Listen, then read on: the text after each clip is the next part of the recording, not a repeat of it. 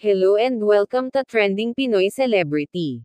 Claudine Barreto, Smokey Manaloto, Vandolph Quezon at iba pa nilang mga kasamahan, na biktima si Nova Villa sa trend na Just Give Me My Money.